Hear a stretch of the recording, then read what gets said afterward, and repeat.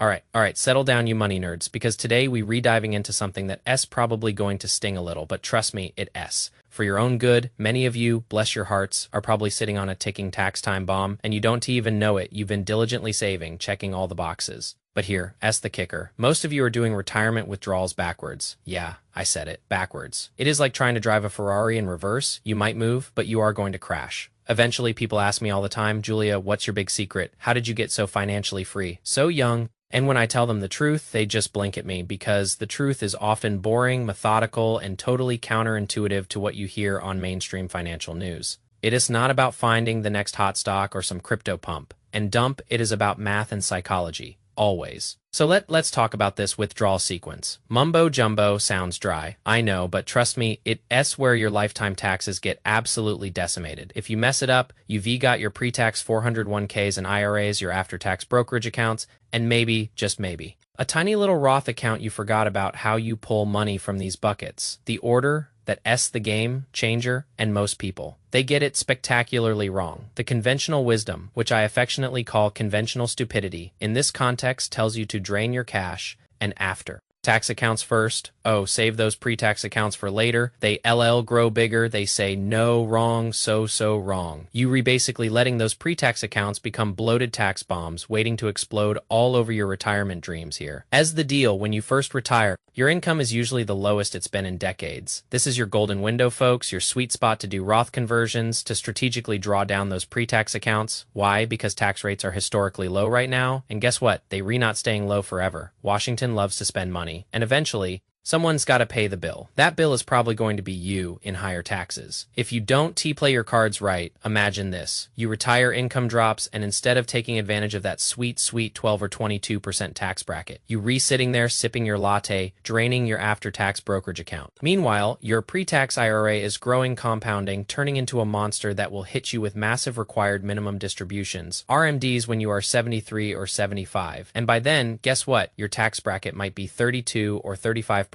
Plus Medicare a hidden tax penalty that kicks in at 63. It's a financial punch to the gut, all because you followed bad advice. So what is the move? It depends on your puzzle, as my financial planner friends like to call it. But generally, if most of your wealth is in pre-tax accounts, say 70 or 80%, and you have little to no Roth, you need a strategy. If you retiring in your late 50s or early 60s, you should be looking at Roth conversions, converting a little bit each year, filling up those lower tax brackets without breaching the next one. Think of it as carefully siphoning money from your heavy bucket to your tax-free bucket. This is a math game, a beautiful strategic math game, and yes, you should have outside cash to pay the taxes on those conversions. Because if you take the taxes directly from the conversion, you are losing out on the tax-free growth of that money. I hear people say, but Julia, I don't want to pay taxes now. And I am like, do you want to pay more taxes later? It's like saying, I don't want to fix this leaky faucet now. I'll wait until my house floods. Seriously, take advantage of today. Historically low tax rates. You not trying to minimize taxes this year. You trying to minimize taxes over your entire lifetime. That's the big picture. That's the real flex. And what if the market tanks, like a 50% crash? This is where the contrarian in me gets excited. That's your golden opportunity to convert. Convert when your account values are down because you are moving more shares at a lower taxable value. Then, when the market recovers, all that growth is tax-free. You basically buying future tax. Free growth on sale. It's beautiful. It's genius. And it is pure mathematical advantage. Now,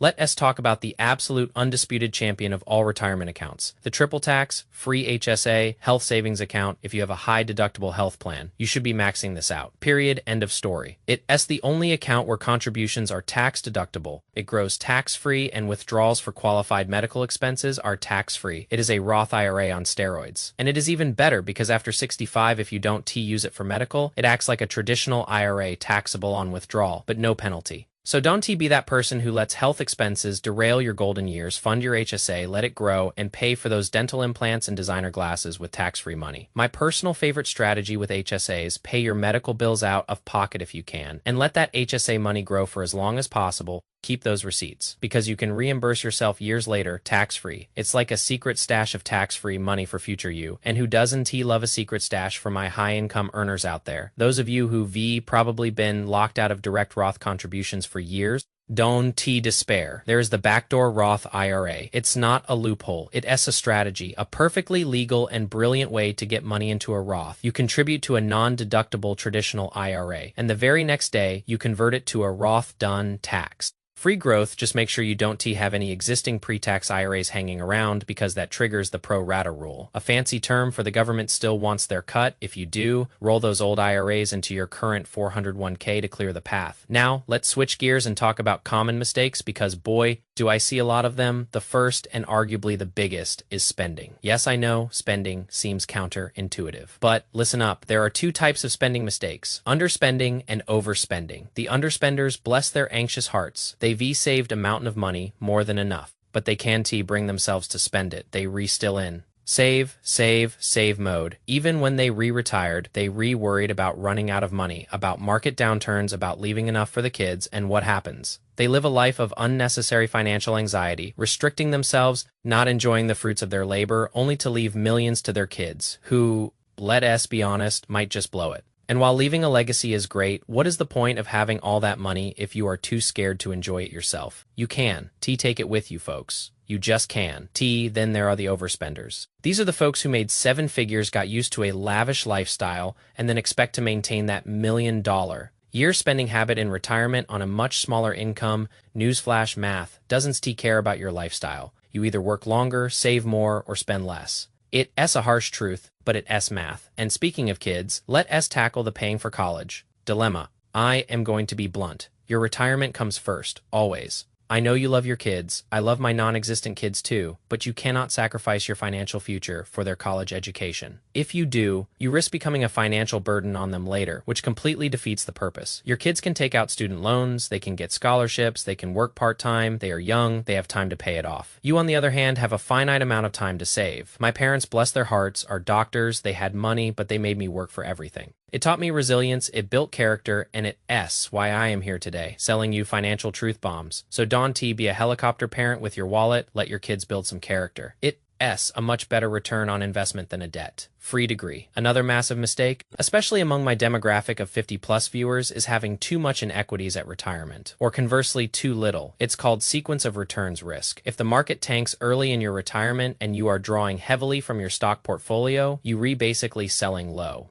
magnifying your losses and increasing your chances of running out of money. You need to bucket your portfolio. Have 3 to 7 years of living expenses in cash or ultra short-term bonds, just in case the market decides to take a dive. This gives your stocks time to recover without you having to sell them at a loss. But don't swing too far the other way. Being too conservative is also a recipe for disaster. If you have 70% bonds and cash, you are not going to outpace inflation. You run out of purchasing power. It's about balance always. Keeping 50 to 60% in broad-based index funds is usually a good bet, not individual stocks. I am talking SP 500, boring, simple, effective, and finally, the last mistake I see. People working too long. You've saved enough, you have the money, but you still clocking in because you don't know what else to do. You literally robbing yourself of years of strategic tax planning and enjoying the life you work so hard for. Find a hobby, travel, volunteer, do something besides just working for the sake of it. Your time is your most valuable asset. Don't waste it, my parting shot. Do the math, seriously, pull out a spreadsheet, or better yet, find a financial planner who lives and breathes this stuff. Run the numbers, project your future, stress. Test your plan for market crashes, long life expectancies, higher inflation. If your plan can survive all that, then you golden, stay boring, stay patient, peace. Now, let us dig a little deeper into some other critical areas where people often stumble on their path to financial nirvana, or more accurately, avoid financial purgatory, because let us be real, retirement can be hell if you mess it up. First up, the whole Social Security conundrum, when to take it. This is another one of those conventional wisdom traps. Most people think, oh, I'll just take it at 62, get the money now, and invest it. And sure, in a bull market, you might feel like a genius for a few years, but here's what they forget. Social Security benefits increase by 8 to 10% per year, guaranteed. If you delay taking it between 62 and your full retirement age, which for most of you is 67, that is a guaranteed return you won't find anywhere else if you are still working. If you don't desperately need the income, for the love of all that is financially holy, Delaware, take money, pay taxes on it, and then try to invest a guaranteed 8 to 10% in the stock market. That is like trying to win a race with a blindfold on. Your Social Security is a pension, A foundational income stream, not a speculative investment. And for those who say, I'll wait until 70 to maximize it, well, the math usually shows the sweet spot is often between full retirement age and 70, not necessarily taking it at 70. And if you are married, always have the lower earner take theirs first. Letting the higher earner's benefit grow, because when one of you passes, the survivor gets the higher of the two checks. Don't shortchange your surviving spouse by blowing the big one early. It is common sense, but common sense isn't always common practice. Is it? Another often overlooked area, healthcare and retirement? This is the elephant in the room. The silent killer of retirement plans. Healthcare costs inflate at 5 to 6% a year, far outpacing general inflation. And let me tell you, you are never going to use your health insurance more than you will in retirement. People think, oh, I've been healthy my whole life, and then 2 months into retirement, bam, cancer diagnosis. You just don't know. This isn't about being pessimistic, it is about being prepared, and Medicare Advantage plans, which sound great with their low premiums, can be a real trap. Especially if you get sick, they often restrict your doctors and hospitals, requiring approvals for everything. In many cases, having original Medicare with a good Medicare supplement plan, often called Medigap, is the far superior option. Even if it costs a bit more upfront, it gives you flexibility, control, and peace of mind. When you are at your most vulnerable, don't skimp on healthcare. It is not worth the risk. And then there is the big one. The master key to sustained financial success, having a good financial advisor. But not just any advisor, you need one who is more like a financial therapist than an accountant. Your CPA sees you once a year, asks about your deductions, and calls it a day. A good financial advisor, a real CFP.